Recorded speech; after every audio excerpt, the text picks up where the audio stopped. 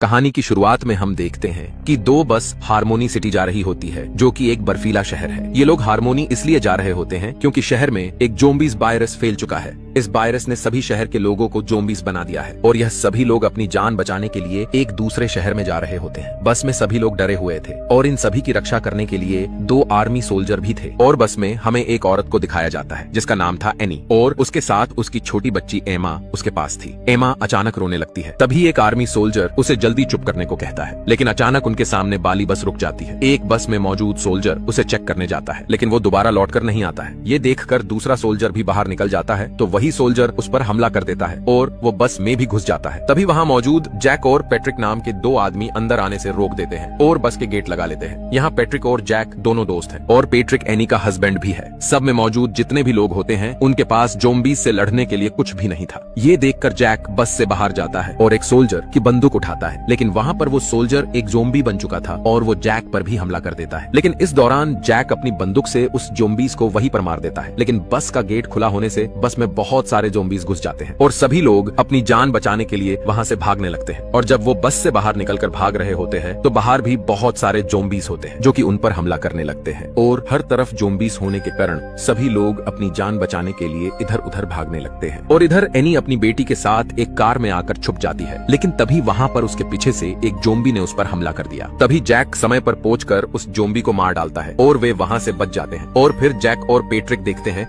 कि एनी को एक ज़ोंबी ने काट लिया है। फिर यहाँ से सीन कट होता है और 10 साल बाद का सीन दिखाया जाता है। दुनिया के 90% लोग मारे जा चुके थे और बाकी 10% लोगों में से 8% लोग ज़ोंबीज़ बन चुके हैं, जबकि जो 2% लोग बचे हुए हैं वो लोग शहर में दूर कहीं इलाके में ज़ोंबीज़ से छुप कर रह रहे हैं। और यहाँ पर पैट्रिक एक घोड़े का शिकार कर लेता है और उसे वो मारकर अपने घर ले जा रहा होता है। इसके बाद हमें एमा को दिखाया जाता है जो एक 9 साल की हो चुकी थी। एमा जैक के साथ रह रही होती है। एमा को ऐसा लगता है कि उसका फादर जैक है, लेकिन असल में उसका फादर पैट्रिक है। और इधर अब पैट्रिक उस घोड़े के गोश्त से अपने लिए खाना बना रहा था और अपने डॉग के साथ दोनों खाना खाने लगते हैं। लेकिन अब पैट्रिक घर में अकेला होता है, जिसकी वजह से वो अपने रेडियो में खुद से ही बातें करता रहता था। और इधर दूसरी तरफ जैक और एमा खुशी से अपने घर में रहते हैं और जैक घर के लिए खाना एक पास में ही छोटी सी दुकान से लेकर आकर अपना गुजारा कर रहा था। और जब सुबह होती है तो एमा उस डॉग को, जो कि वो डॉग पैट्रिक का था, उसको वो बिस्किट खिलाती है और उसके साथ खेलती है। अब जैक अपनी बंदूक से वहाँ पर निशानेबाजी कर रहा होता है कि तभी एमा जैक से कहती है कि क्या मैं भी ट्राई करूं, लेकिन जैक एमा से साफ साफ मना कर देता है। फिर रात हो जाती है। एमा को जैक एक बॉक्स देता है। उस बॉक्स में एमा की मोम की पुरानी चीजें रखी होती है, पर ये सब देखकर एमा बहुत खुश होती है। और तभी अचानक से उसे आवाज सुनाई देती है। असल में ये सॉन्ग उसके बर्थडे का होता है, जो कि पैट्रिक ने अपने स्पीकर पर उसके बर्थडे के लिए लगा दिया था। और पैट्रिक ने एमा के लिए एक केक भी बनाया था, लेकिन उसने वो केक अपने डॉग को दे दिया क्योंकि वो जानता था कि जैक उसे अपने घर नहीं आने देगा, इसलिए उसने वो केक अपने डॉग को खिला देता है। अब रात में जैक एमा से कुछ बातें करता है और एमा को यह बताता है कि जब तुम छोटी थी तब तुम्हारी मोम इस दुनिया से चली गई। फिर एमा जैक से यह भी पूछती है कि ये मॉन्स्टर सच में भी होते हैं। जैक एमा को बताता है कि जब मॉन्स्टर ठंड की वजह से मर चुके हैं। इसके बाद जैक और एमा दोनों सो जाते हैं, लेकिन अचानक एमा डरावना सपना देखकर उठ जाती है और तभी बाहर उसे एक ज़ोंबी दिखाई देता है, जिसकी वजह से एमा बहुत डर जाती है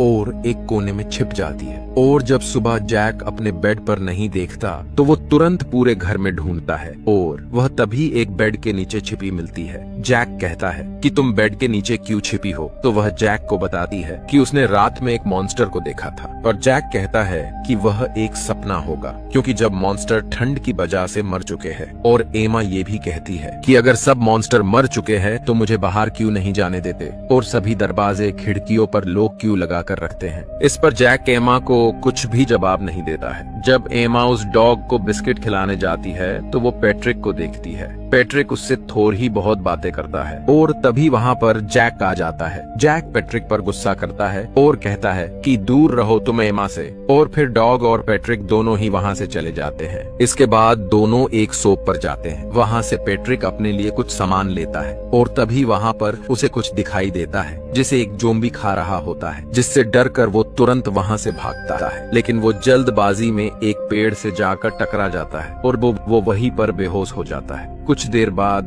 जब उसकी आंख खुलती है तो वो देखता है कि उसके ऊपर एक जोम्बी होता है और इधर जैक एमा को बंदूक चलाना सिखा रहा होता है। तो जोम्बी फायर की आवाज सुनकर उनकी तरफ आने लगता है। तो पेट्रिक तुरंत जैक को जोम्बी से बचने को बताता है, लेकिन वो जोम्बी पेट्रिक पर दोबारा हमला कर देता है। इधर जैक जल्दी से एमा को घर में जाने को कहता है, लेकिन जैक अपनी बंदूक से उस जोम्बी को मारता नहीं है, जिससे जोम्बी पेट्रिक को काट लेता है और तुरंत पेट्रिक का डॉग आकर उस जोम्बी पर हमला कर देता है। लेकिन वो जोम्बी उस डॉग को वहीं पर मार देता है। तभी पेट्रिक जोम्बी पर फायर करके उसे वहां से भगा देता है। दूसरी तरफ एमा जैक से नाराज हो जाती है, क्योंकि जैक ने उस जोम्बी पर फायर नहीं किया था। इसी वजह से वो डॉग मारा गया, जिससे एमा बहुत प्यार करती थी और उसके साथ खेला करती थी। पेट्रिक अपने डॉग को घर ले आता है और तभी वो देखता है कि उसे जोम्बी ने काट लिया है। वो अपने आप को गोली मारने वाला था कि तभी उसे याद आता है एनी का वो पल, जहाँ पर एनी को जोम्बी ने हाथ में काटकर इन्फेक्ट कर दिया था। इसलिए पेट्रिक ने उसका हाथ काट दिया था। तभी वो अपने आप को मार नहीं सका और तभी उसके रेडियो पर किसी की आवाज सुनाई देती है। एक आदमी उससे कहता है, तुम कहाँ हो?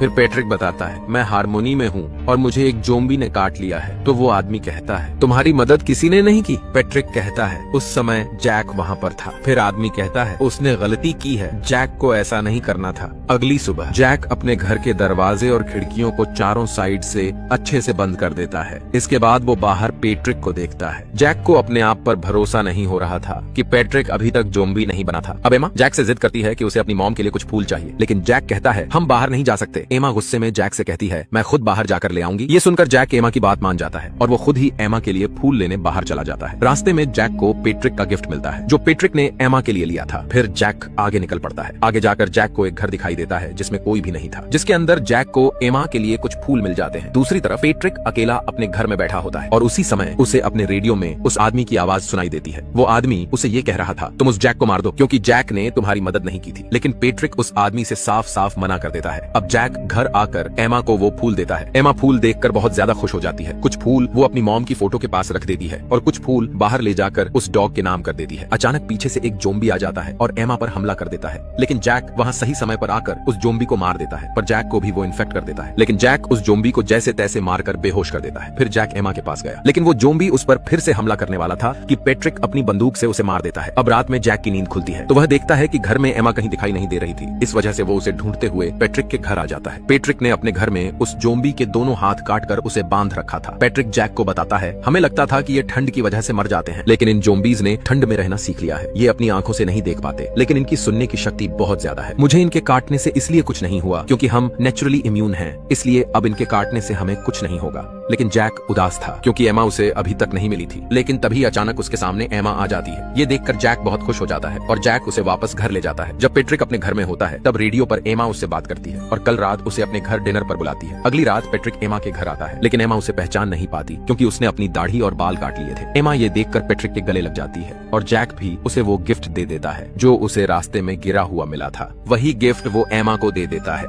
ये देखकर एमा और भी ज्यादा खुश हो जाती है। कुछ देर बाद सभी डिनर कर रहे होते हैं। डिनर करने के बाद पेट्रिक एमा को कहानी सुनाता है और एमा उसकी गोद में सो जाती है। ये देखकर जैक कहता है, तुम्हें हमारी मदद करनी होगी जिससे हम सब इन जोम्बीज से बच सकें। ये सुनकर पेट्रिक मदद करने के लिए राजी हो जाता है और कहता है, मेरे पास एक ट्रक है जिसकी मदद से हम सब यहाँ से निकल सकते हैं। लेकिन जैक उसे मना कर देता है और कहता है, उसमें एमा की जान को खतरा भी हो सकता है, हमारे लिए इस घर में रहना ही सेफ है। ये सुनकर पेट्रिक वहाँ से चला जाता है। इसके बाद सीन फ्लैशबैक में दिखाया जाता है कि पेट्रिक की बीवी ना होने से वो बहुत ज्यादा ड्रिंक कर रहा होता है। असल में पेट्रिक ड्रिंक इसलिए कर रहा होता है क्योंकि वो अपनी बीवी को जोम्बी के काटने से बचा नहीं पाया था, इसलिए वो ड्रिंक करने लगा था। उसी समय वहाँ पर जैक आता है और पेट्रिक को ड्रिंक करते हुए देख लेता है। वो उसे बहुत मारता है और एमा भी ये देखकर रो रही होती है, इसलिए जैक उसे अपने घर ले जाता है। अगली सुबह जैक और एमा पेट्रिक के पास आ जाते हैं। कुछ देर बाद तीनों एक दुकान पर पहुंचते हैं जहां पर वो पहले अपने लिए खाना लिया करते थे। सामान लेने के बाद वो बाहर आ जाते हैं, लेकिन अचानक एमा को दूर कहीं एक औरत दिखाई देती है। तभी पेट्रिक उसके पास जाता है, लेकिन वो औरत पेट्रिक को देखकर बहुत डरने लगती है और उस औरत को पेट्रिक उठाकर अपने घर ले आता है। एमा अपने घर में एक दूसरी लड़की को देखकर बहुत खुश हो जाती है। कुछ देर बाद उस लड़की को होश आता है और वो बताती है कि वो 1 साल तक इसी इलाके में जोम्बीज से बचकर छिपी रही। उसके पेरेंट्स और उसका भाई भी था, लेकिन एक दिन वो अपनी जान बचाने के लिए दूसरी तरफ निकल पड़ी तो रास्ते में उसके पेरेंट्स और भाई पर ज़ॉम्बीज़ ने हमला कर दिया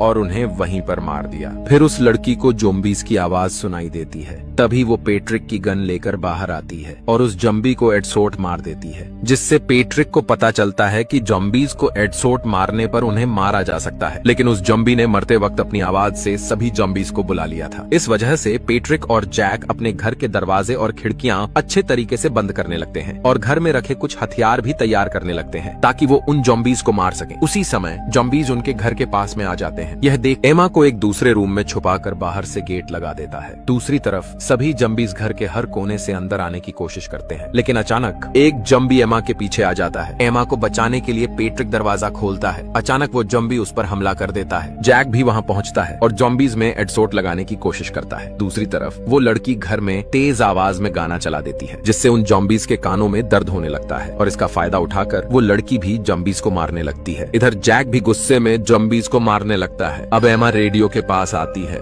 और उसे एक आवाज सुनाई देती है जिस पर कहा जाता है कि स्प्रिंग फॉल एक सेफ जगह है जहां ज़ॉम्बीज़ से बचा जा सकता है। कुछ देर बाद पूरे घर में गाना बंद हो जाता है, जिससे वहां ज़ॉम्बीज़ फिर से घर के अंदर घुसने की कोशिश करते हैं। दूसरी तरफ एमा बताती है कि रेडियो में कहा गया है स्प्रिंग फॉल एक सेफ जगह है, वहां जाकर हम बच सकते हैं। तभी पेट्रिक जैक से कहता है, मैं इन ज़ॉम्बीज़ को घर से दूर लेकर जाता हूँ और जब रास्ता साफ दिखे तो तुम गाड़ी तक पहुँच जाना। इसके बाद पेट्रिक ने अपने घर से एक फ्लेयर गन ली और जाते जाते एमा से कहा, ये सब खत्म होने पर तुम एक नई जिंदगी शुरू करना। इसके बाद पेट्रिक एक बंदूक और फ्लेयर लेकर बाहर निकलता है और सभी ज़ॉम्बीज़ को घर से दूर ले जाने लगता है। दूसरी तरफ वो तीनों गाड़ी में बैठकर दूसरी दिशा में निकल जाते हैं। इधर पेट्रिक पर बहुत सारे ज़ॉम्बीज़ एक साथ हमला कर देते हैं और उसे खाने लगते हैं। इसके बाद अचानक फ्लेयर से बहुत बड़ा धमाका होता है, जिससे सारे ज़ॉम्बीज़ के साथ पेट्रिक भी मारा जाता है। वहीं वो तीनों हार्मोनी सिटी से निकल चुके होते हैं। कुछ देर बाद जैक एक जगह गाड़ी रोकता है तो उन्हें वहाँ से एक नया सवेरा होता हुआ दिखाई देता है और इसी के साथ ये कहानी